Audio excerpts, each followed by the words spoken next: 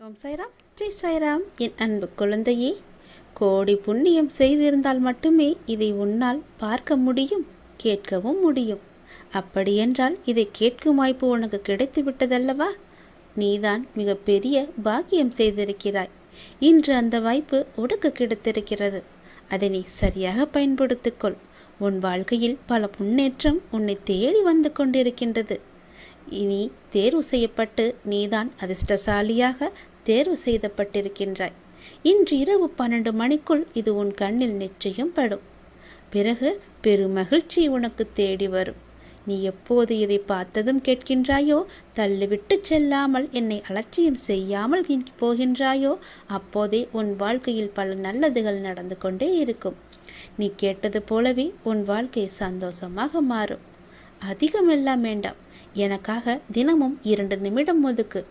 உன்னை பற்றி நல்ல நல்ல விஷயங்களையெல்லாம் நான் சொல்வதற்காக தினமும் உன்னை தேடி உன் இல்லம் தேடி வருகிறேன். நீயோ பார்த்தும் பார்க்காததும் போல சென்று கொண்டிருக்கிறாய். வருத்தப்படாதே, அழாதே, குற்றமாக எதையும் கருதாதே. நான் உன்னுடைய அப்பா.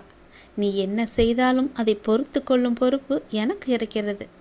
கடமையோடு நான் உன்னை பாதுகாத்து கொண்டிருக்கின்றேன். என் பிள்ளை தவறு செய்யும் பட்சத்தில் அதை கண்டிக்கும் உரிமையும் எனக்கு இருக்கின்றது. நீ உரிமையோடு என் மீது சண்டை போடுவதும் எனக்கு புரிகிறது. நான் எதுவும் தப்பாக நினைத்து கொள்ள மாட்டேன். உனக்கு நிறைய வாய்ப்புகளும் காலங்களும் நிறையவே உள்ளன. அவற்றை உனக்கு சாதகமாக மாற்றிக்கொள்வதற்காகவே இந்த சின்ன சின்ன சறுகல்களை எல்லாம் அப்போது உனக்கு கொடுத்து கொண்டிருந்தேன்.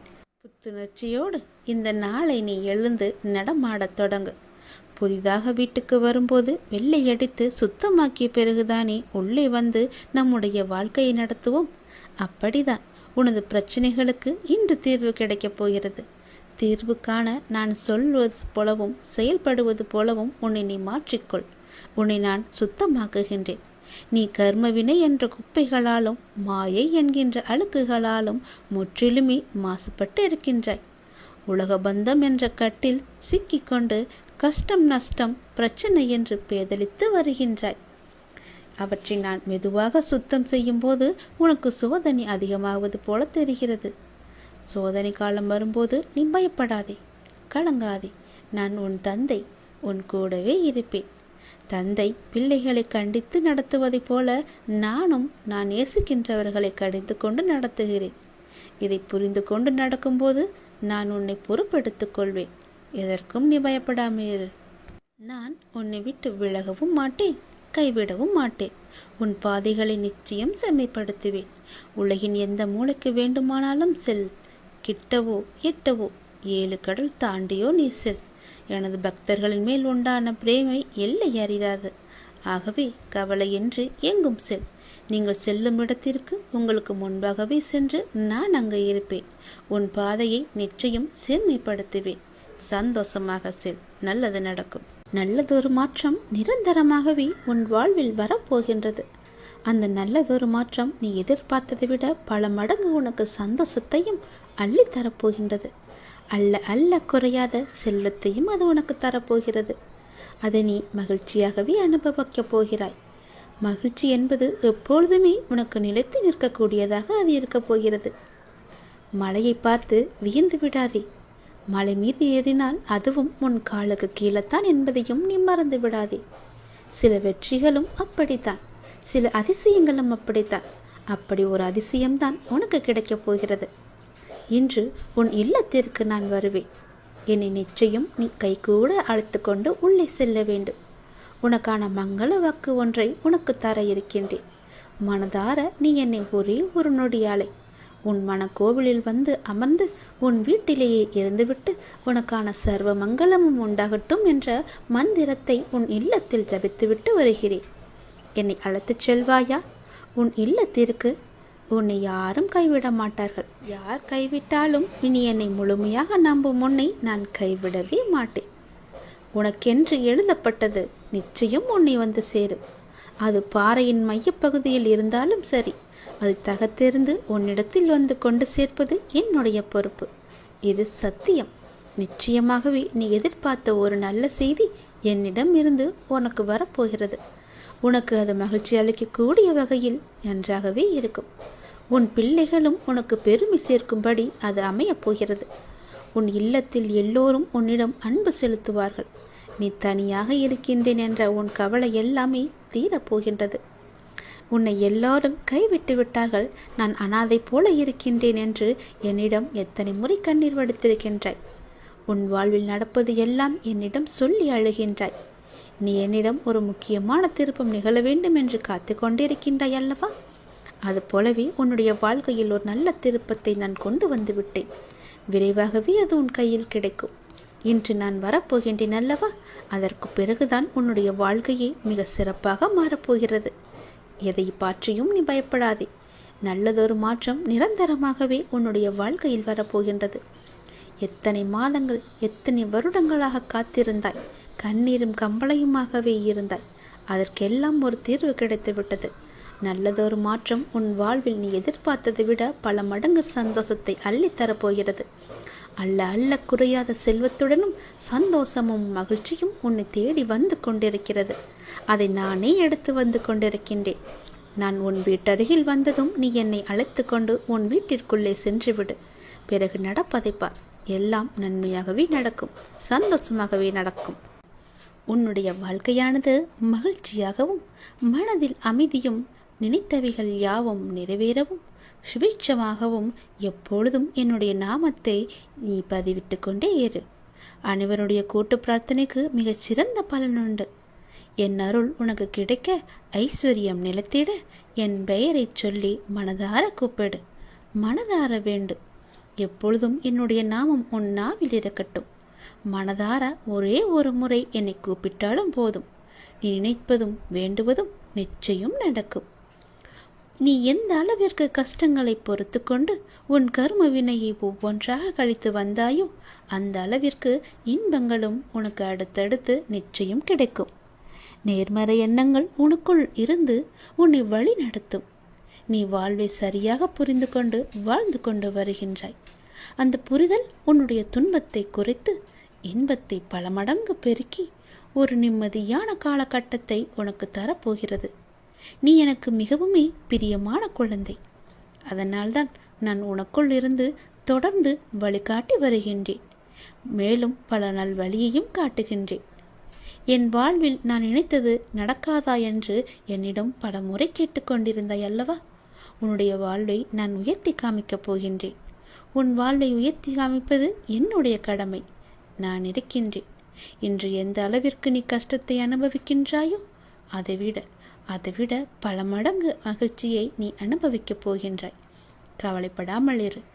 பல மடங்கு மகிழ்ச்சியை அனுபவிக்கப் போகின்றாய் என்பதையும் நீ மறந்து விடாதே. எதிர்காலத்தில் உனக்காகவே மகிழ்ச்சி காத்து கொண்டிருக்கிறது. நீ என்னிடம் வைத்த பிரார்த்தனைகள் ஒவ்வொன்றாக இனி நிறைவேறப் போகிறது. உன்னுடைய பிரார்த்தனைகள் எல்லாமே நிச்சயம் நடக்கும்.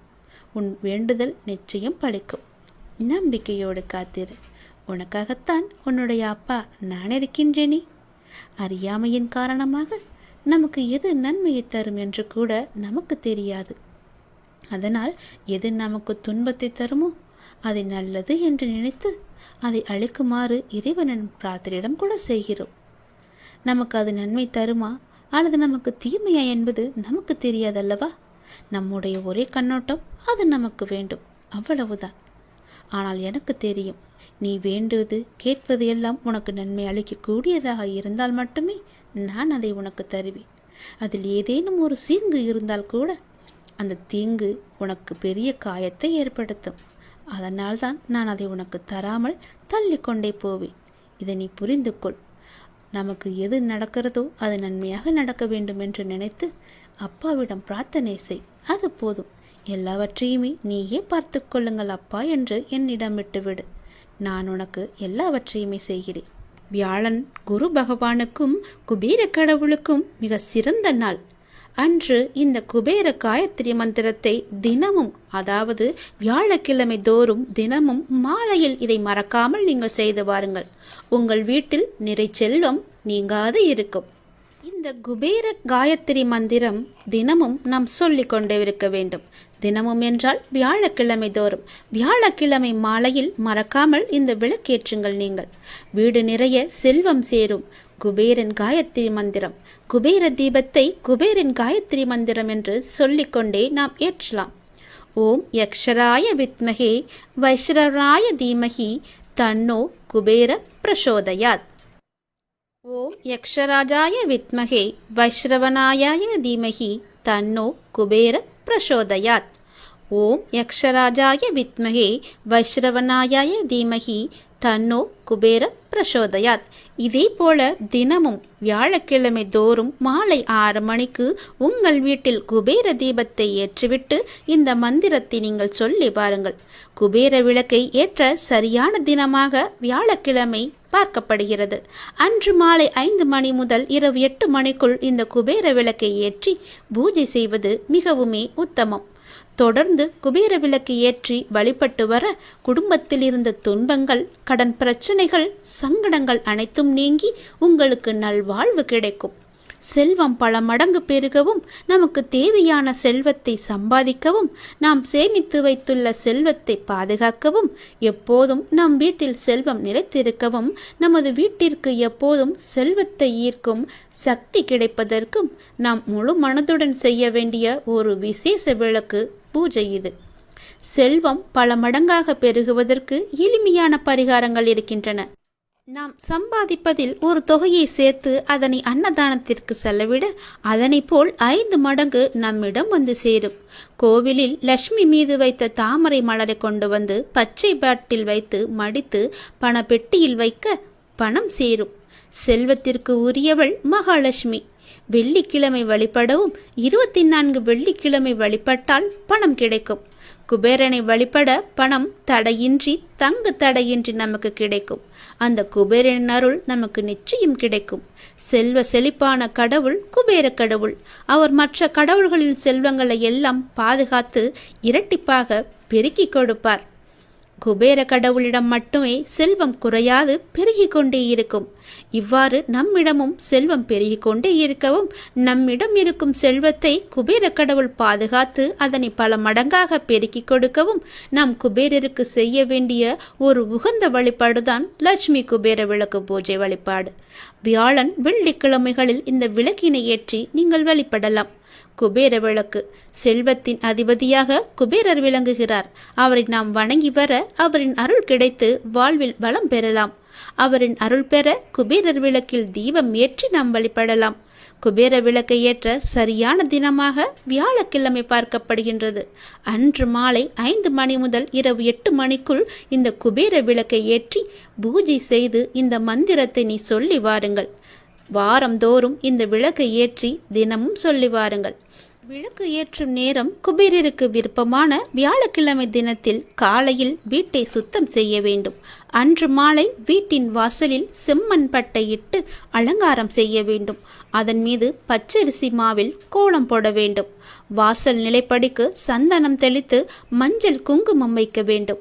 அதன் பின்னர் கரும்புள்ளி இல்லாத ஒரு எலுமிச்சை பழத்தை எடுத்து அது 2ஆக வெட்டவும்.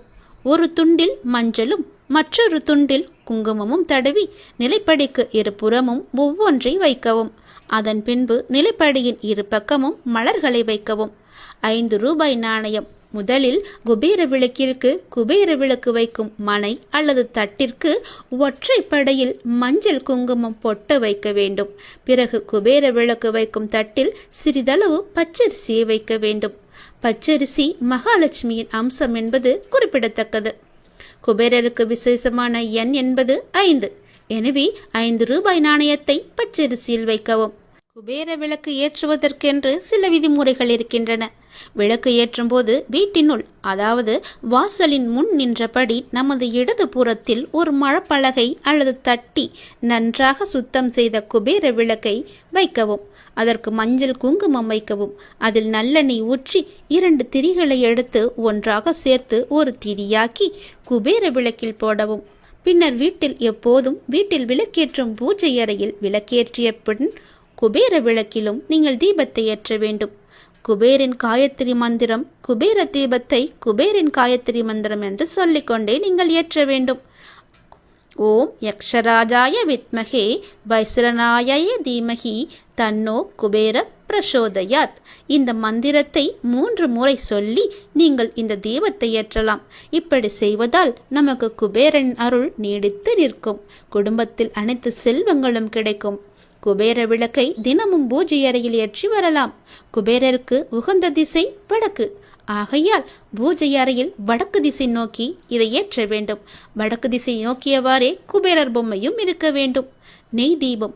குபேர விளக்கில் நெய் அல்லது நல்லெண்ணெய் சேர்த்து குபேர திரியினால், அதாவது குபேரருக்கு உகந்த நிறம் பச்சை, அதனால் பச்சை நிறத்தில் உள்ள திரியால் குபேர விளக்கு ஏற்றினால் மிகவுமே சிறந்த பயனளிக்கும். பச்சை நிற திரி இல்லையெனில் பஞ்சு திரி வைத்தும் விளக்கு ஏற்றலாம். குபேர விளக்கில் 5 கற்கண்டு சேர்க்க வேண்டும். கற்கண்டு சேர்ப்பதனால் பண வரவு அதிகரிக்கும். விளக்கை சுற்றி வாசனை மலர்கள் வைக்க வேண்டும். குபேர விளக்கை ஏற்றிய பின் நாம் வீட்டின் நிலைவாசலில் இடதுபுறம் வடக்கு நோக்கி வைக்க வேண்டும். நிலைவாசலில் தீபம். ஸ்ரீ மகாலட்சுமி குபேராய நமக, ஸ்ரீ மகாலட்சுமி குபேராய நமக, ஸ்ரீ மகாலட்சுமி குபேராய நமக என்று சொல்லி ஏற்றுங்கள். குபேர விளக்கை நிலைவாசலில் ஏற்ற வேண்டுமென்றால் குபேரர் மற்ற கடவுளின் செல்வங்களுக்கு எல்லாம் பாதுகாவலர். அவரை வாசலில் வைத்து பூஜித்தால் நமது செல்வத்திற்கும் பாதுகாவலராக இருப்பார். விளக்கை ஏற்றும் போது குபேர மந்திரத்தை மனதில் உச்சரித்து கொண்டு ஏற்றினால் மிகவுமே நல்லது. ஸ்ரீ மகாலட்சுமி குபேராய நமக என்னும் குபேர மந்திரத்தை மனதில் பக்தியுடன் உச்சரித்து கொண்டே இந்த விளக்கை ஏற்றி வர உங்கள் குடும்பத்தில் பண வரவு செழிப்புடன் வந்து கொண்டே இருக்கும். ஒவ்வொரு வியாழக்கிழமையும் மாலை 5 to 8 மணிக்குள் உங்கள் வீட்டு நிலைவாசற்படியில் எவ்வாறு வடதிசை நோக்கி குபேர விளக்கு ஏற்றி வர உங்கள் வீட்டில் எப்போதும் செல்வம் குறையாமல் பெருகிக் கொண்டே இருக்கும். தொடர்ந்து குபேர விளக்கை ஏற்றி வழிபட்டு வர குடும்பத்தில் இருந்த துன்பங்கள், கடன் பிரச்சனைகள், சங்கடங்கள் அனைத்தும் நீங்கி நல்வாழ்வு உங்களுக்கு கிடைக்கும். உங்கள் இல்லத்தில் செல்வமும் மகிழ்ச்சியும் நீடித்து இருக்கட்டும். ஓம் ஸ்ரீம் கிரீம் லட்சுமி குபேராய நமக. ஓம் ஸ்ரீம் கிரீம் லட்சுமி குபேராய நமக. ஓம் ஸ்ரீம் கிரீம் லட்சுமி குபேராய நமக. நான் சொல்வது போலவே செய். உன் வீட்டில் நிச்சயம் குபேரர் தானாகவே குடியேறுவார். உன் பண கஷ்டங்கள் எல்லாமே உடனடியாகவே தீர்ந்துவிடும். நடப்பவை அனைத்தும் நன்மைக்கே.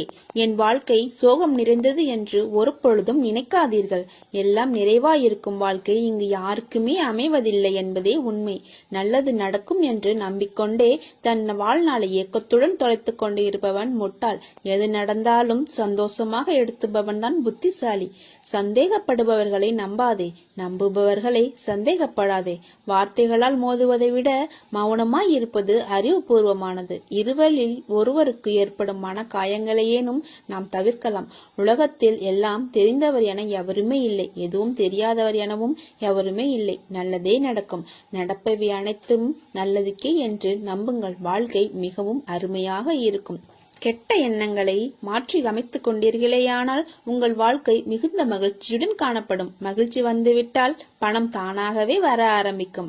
நீ எப்படி மீண்டு வருவாய் என பலர் உன்னை கேலி செய்யலாம். நீ வருந்தாதே, எல்லாம் பழைய சோறு. நானோ உனக்கு புதியதாக சமைக்கப் போகிறேன். உன்னுடைய பசி யாரும்.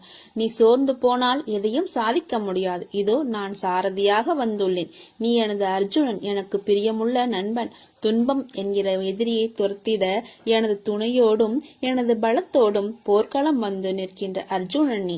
கண்களை திறந்து பார், நானே உனது ஸ்ரீ கிருஷ்ணன். என் பிரியமான நண்பனுக்கு நான் சாரத்தியம் செய்யும் போது எந்த துன்பம் உன்னை தொட முடியாது. உன் மனம் என்னும் தேரில் நான் அமர்ந்து வழிநடத்தி செல்லும் போது இனி உன்னை யாரால் வெற்றி கொள்ள முடியும்? ஒரு நிமிடம் உனது கண்களை மூடி என்னை தியானித்து எனது ரூபத்தை உற்றுப்பார். நான் கிழவன் போல காணப்பட்டாலும் கிழவன் அல்ல, இளைஞன். எல்லையில்லா பராக்கிரமும் சக்தியும் பெற்றவன். உனக்கு மட்டும் கருணையுள்ள தாய். உண்மையாக தோள் கொடுத்து தாங்கும் நண்பன். உனது வாழ்வை கெடுத்தவர்களுக்கு உயிர் குடிக்கும் காலன் நான். உன்னை நீ நினைத்து பார்க்க முடியாத அளவிற்கு உயர்த்தப் போகிறேன். நம்பிக்கையோடு காத்திரு, பொறுமையாக இரு. நான் இருக்கிற நிழலாக நீ செல்லும் இடமெல்லாம் உன்னையே நீ ஏன் கேள்வி கேட்டுக் கொள்ளாமல் மற்றவர்களிடம் உன் பதிலை தேடி அலைகிறாய்? உனக்குள் தானே நான் இருக்கிறேன். உனக்கான பதிலை நான் கூற மாட்டேனா? இன்று உனக்கு ஒரு கனி கிடைத்தது அல்லவா? அதற்கான அர்த்தம் உன்னுடைய அன்பு என்பது அளவு கொள்ளாத முடியாததாய் இருக்கிறது. நல்ல காலத்தில் என் குழந்தையான நீ உன் பிஞ்சு கால்களை வைத்து விட்டாய். அப்பா, நான் வளர்ந்த பிள்ளையாய் இருக்கிறேன், என் கால்களை பிஞ்சு கால்கள் என்று சொல்கிறீர்கள் என்று நினைக்கிறாய். இன்று உன் மனதில் என்ன எண்ணங்கள் தோன்றின என்று நினைத்துப்பார். உன் சாயப்பாவுக்கு நீ எப்போதும் பிறந்த பிஞ்சு குழந்தைதான். நீ உனக்கான அனைத்தும் செய்பவர் நானே, நீதான் பொறுப்பு என்று சொல்லிவிட்டாய். உன் முழு மனதோடு இந்த வார்த்தைக்காகத்தான் உன் சாயப்பா காத்து கொண்டிருந்தேன். இனிமேல் உன்னுடைய அனைத்து விஷயங்களுமே நான் செய்பவைதான். என்னை நம்பி முழுமையாக சரணடைந்து விட்டவர்களை நான் புறம் தள்ளுவது இல்லை. அவர்களுடைய அனைத்து விஷயங்களுக்கும் நான் பொறுப்பேற்கிறேன். அவர்களை காப்பதே என்னுடைய வேலை. அவர்களின் நன்மை தீமை கணக்கு பார்த்து காப்பாற்றும் தன்மையுள்ளவன் நான். மனதில் ஏதோ கோரிக்கைகளை வைத்துக்கொண்டு என்னை ஆராதிக்கிறாய். அந்த கோரிக்கைகளின் நன்மை தீமைகளை உனக்கு தெரியாது. நிறைவேற வேண்டும் என்ற ஆவல் மட்டுமே உன்னுடன் இருக்கிறது. உனக்கு நன்மை பயக்கும் கோரிக்கைகளை நான் நிறைவேற்றுவேன். மீண்டும் முன்னில் மற்றொரு கோரிக்கை துளிர் விடுகிறது. அந்த கோரிக்கை நிறைவேறாத போது என் மேல் நம்பிக்கை குறைகிறது. சிறுவன் விளக்கை நோக்கி நகர்ந்து செல்கிறான் என்றால் அதை தொடர் நினைக்கிறான் என்று அர்த்தம். தாய் அந்த விஷயத்தை கவனித்து விளக்கை தூரமாக வைக்கிறாள். சிறுவன் அடமெடுத்து கோபித்து அழுகிறான். அந்த அழுகை தாய்க்கு இனிமையாகவே இருக்கும். உனக்கு நிறைவேறாத கோரிக்கைகளை விஷயத்தை கூட நான் தாய் போன்றவனே. தாய் குழந்தையை அரவணைத்து ஸ்தானத்தை தருகிறாள். அவ்விதமாகவே நான் உன்னை நேசிக்கிறேன். எப்படி ஸ்தானங்களிலிருந்து பால் குழந்தையின் தொண்டையில் மிகவும் ரகசியமாக சப்தமில்லாமல் செல்கிறதோ, உன்னிடம் என் அன்பு கூட அப்படியே இருக்கும். எனக்கு கேட்கும்படி சப்தமாக நீ என்னை அழைக்கிறாய். நான் தெரியாமல் மிக ரகசியமாக உன்னிடம் வருகிறேன். ஒரு கணத்தில் உன் மனம் சபலமடைந்தால் நான் என்ன செய்ய முடியும்? குழந்தை மடி மீது இருந்தால் அல்லவா தாய் பாலூட்ட முடியும். பொறுமை மிகவும் தேவை. என் வார்த்தைகளின் மீது நம்பிக்கை வை. உனக்கு நான் இருக்கிறேன். என்றும் இருப்பேன். என்றென்றும் இருப்பேன். நடப்பவை அனைத்தும் நல்லதாகவே இருக்கும். ஓம் சாய்ராம். ஜெய் சாய்ராம்.